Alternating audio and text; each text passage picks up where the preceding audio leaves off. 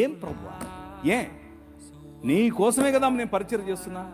మనశ్శాంతిగా హైదరాబాద్లో ఉండేవాడిని, నాకు దర్శనమిచ్చి ఇందోర్ అన్నావు, ఇందోర్కి వచ్చాను. ఈమెను పెళ్లి చేసుకో అన్నావు, నా పాస్టర్ కూతుర్ని చేసుకున్నాను. నా భాష కాదు, నా కులం కాదు, నా మతం కాదు, నా ప్రజలు కాదు, నా భాష ఏది కాదు, నా సంస్కృతి కాదు, చేసుకోమంటే చేసుకుంటుంది. నా కోసం పరిచయం చేయను. బిలాల, కోర్కు, గోండు ఇలాంటి తెగల మధ్యలో పని చేయమన్నావు, చేశాను. ముస్లింలు వచ్చి చిరుతపులలాగా పడుతున్నారు, కానీ నువ్వేమన్నావు? కానిరా, నీకోసం నేనున్నా, కొట్టు అన్నావు. నేను అధ్యయనం చేశాను, అధ్యయనం చేసి నీకోసం నిలబడ్డాను. నీకోసం నేను ఇంత చేస్తే నా బిడ్డకు నువ్వు ఇలా చేస్తావా? మీలో ఉందా ఈ ప్రశ్న కూర్చున్న వాళ్ళల్లో? ఏం ప్రభా, నీకోసం ఇంత నేను భక్తిగా జీవిస్తూ ఉంటే నాకెందుకు ఈ కష్టాలు? నాకే ఎందుకు? ఎందుకు నా మొగుడు ఎప్పుడు తాగుతూ ఉంటాడు?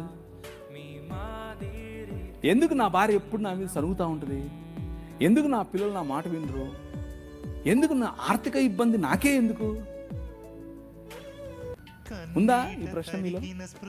నేను ఆ ప్రశ్న గుండానే వెళ్ళా.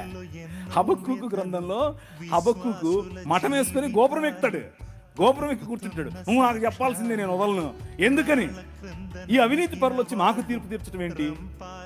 మేము నీ పిల్లలం కదా అంటూ మఠం వేసుకుని కూర్చుంటాడు. ప్రభు అంటున్నాడు,